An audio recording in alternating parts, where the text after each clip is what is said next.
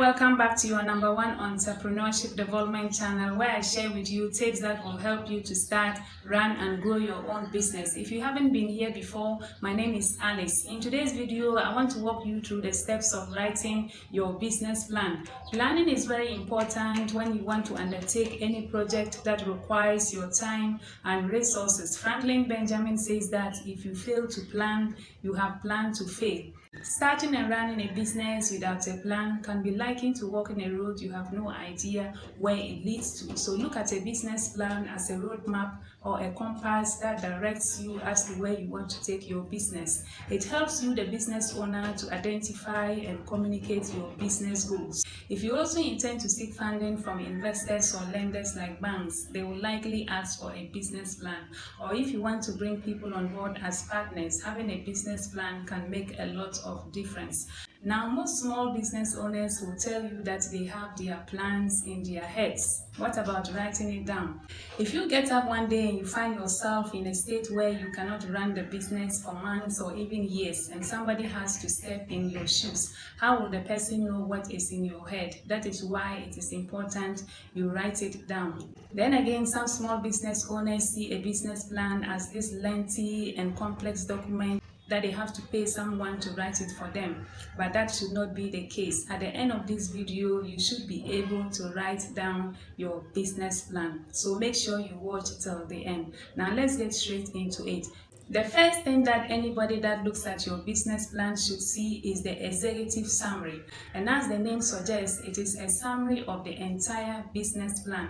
If you have to pitch your business to an investor or a partner in 3 to 5 minutes, what will you say? So you want to make sure that every important thing concerning your business is captured in the executive summary. Note, however, that this is usually the last part you will write, because it is going to be a summary of all the other things we will be looking at very soon. So one may ask, what should I include in the executive summary?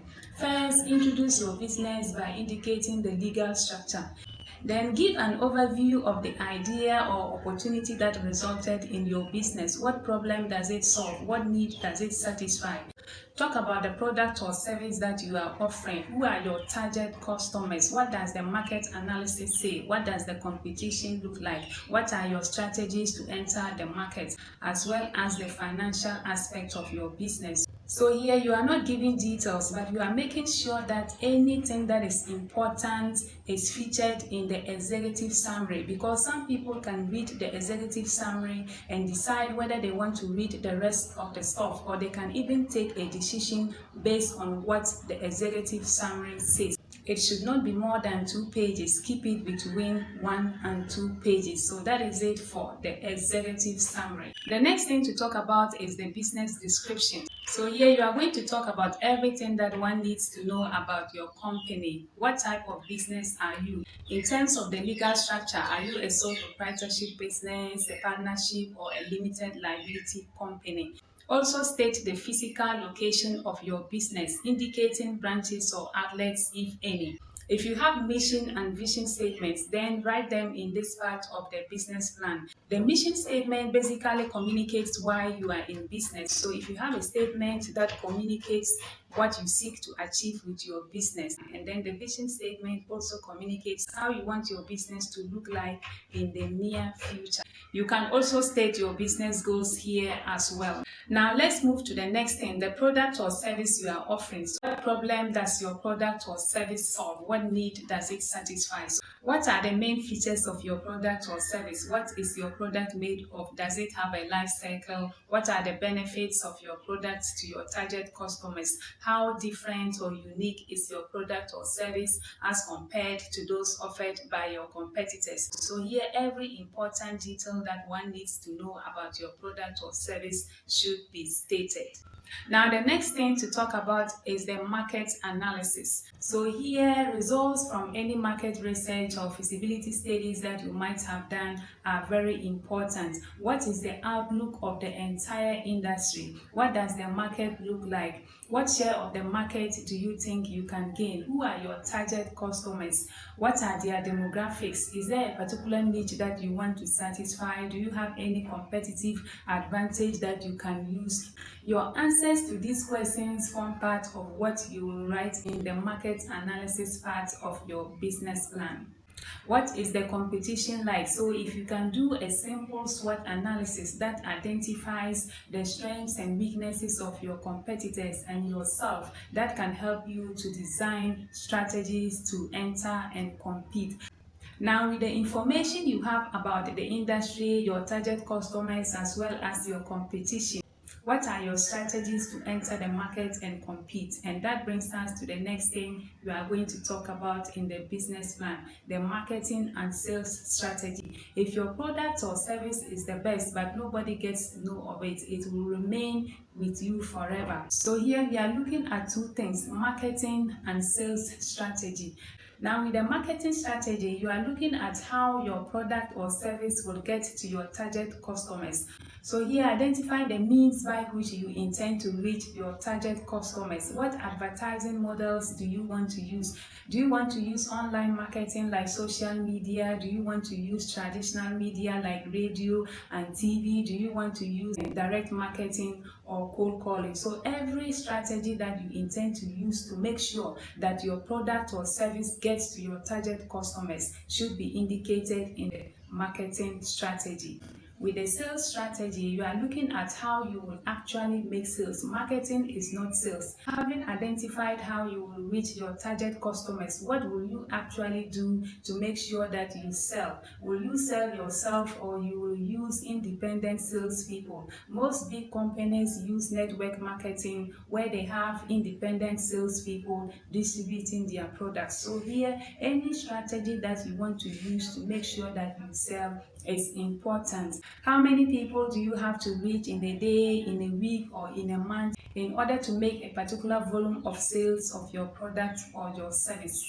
And the people that you reach out to, how many deals can you actually close in a day, in a week, in a month? So here, if you can draw up a simple sales forecast, that will be very important. Let me show you how a simple sales forecast looks like. So this is how a simple sales forecast looks like. In this example, I have from January 2022 to December 2022. That is a period of 1 year. So basically, you are making estimates of how many units of your products you think you can sell at what price in a month. So if you have more than one product, then you can indicate product 1, product 2, and so forth. So it is the same if you are offering services. You indicate each month how much you think you can make. So from the monthly estimates, you arrived at the totals for the year. So basically, that is how the sales forecast looks like. So with this, you will be able to estimate the revenues for the income statements in your financial statements. Make sure you are prudent in making these estimates. You don't want to overestimate or underestimate the data here.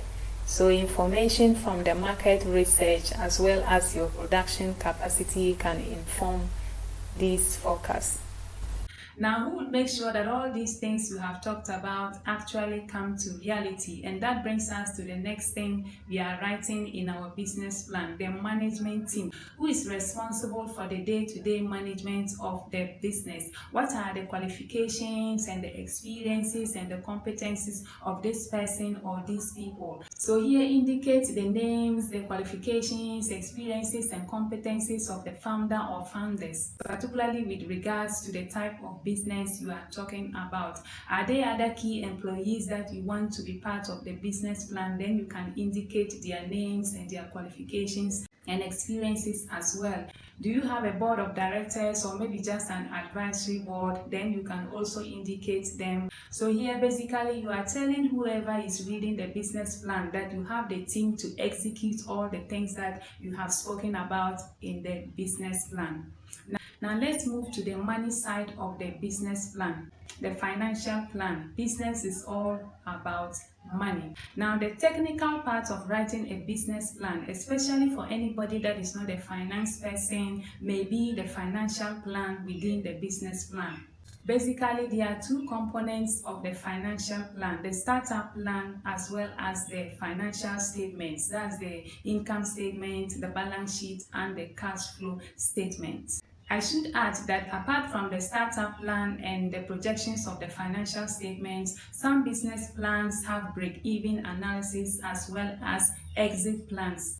Especially if you are presenting the business plan to investors, they would like to know at what point will you break even, and they will also want to know if there is an exit plan in case your business doesn't go well. How will their investments be secured? But for the purpose of this video, we will be limiting ourselves to the startup plan and the projections of the financial statement. So with the startup plan, we are looking at a breakdown of the total cost of starting your business. So here you are going to indicate the total amount of money that you need to get the business running, and also indicate where that money is coming from, the sources of funding. I did a video on the sources of funding. If you haven't watched it yet, make sure you check it out later. Let me show you how a startup plan looks like. So this is how a startup plan looks like.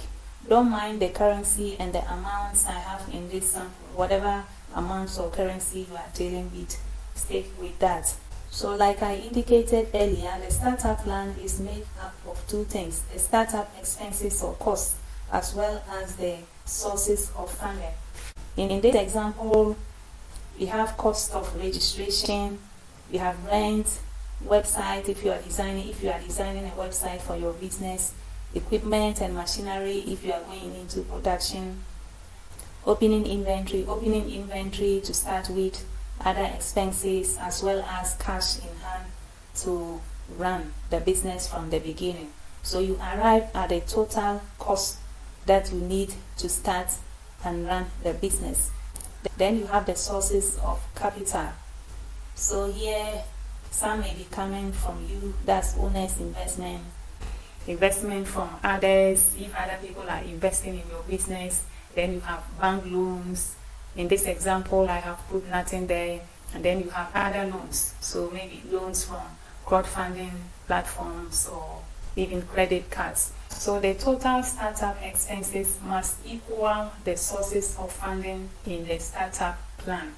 If you are presenting your business plan to investors, they will have an idea of how much you want and how you intend to spend the money. This information is also going to help you to prepare the projected financial statements. Now with the financial statements, so basically you are making estimates of what you think your revenues will be like, what your costs will look like. So if you have done a sales forecast as part of the sales strategy, then from the sales forecast, you should be able to make estimates of what your revenue will look like. The income statement shows the revenues against the costs. So the purpose of preparing the income statement is to show profits or loss. The balance sheet also shows the financial position of your business at any time. It consists of the total assets you have in the business as well as the total liabilities plus capital. And then the cash flow statement shows the inflow and outflow of cash in your business. So like I indicated earlier on, this is the technical part. If you are presenting your plan to investors and you don't know how to go about this, I will advise you seek help from an accountant so that you will be able to come up with the projected financial statements. So the purpose of the three financial statements of the business plan is to show whoever is reading your plan, particularly investors, that this is how you think the revenues against costs will look like. This is how you think the financial position of your business will look like. And this is how you think cash will come in and go out of your business. Let me add that if you are a small business owner and you just need a business plan to direct you, you can leave this part of the financial statements out and do only the startup plan. Now, the last thing to include in your business plan is the appendix. Any document that you want to use to stress on all the things that you have talked about form part of the appendix. So results from the market research, CVs of the management team, documents certifying your product or your service, basically any document or attachment that you want to use to support all that you have talked about in the business plan. Now, somebody has said that plans in themselves are useless, but planning is essential. This means that business plans are not meant to be static, because as trends change, you might want to change your strategies, you might want to improve upon your products or your services. So from time to time, make sure you review your business plan so that you can keep up with changing trends. So my friends, that has been it. I've walked you through the steps of writing a business plan. If this video has been useful to you, please like it and put your comments in the comment section. If you have any question, put it there. I will be glad to answer. And do not forget to share this video with your friends and loved ones. And if you haven't subscribed yet, please support me by clicking on that subscribe button. Thank you for watching. I will see you in my next video. Bye.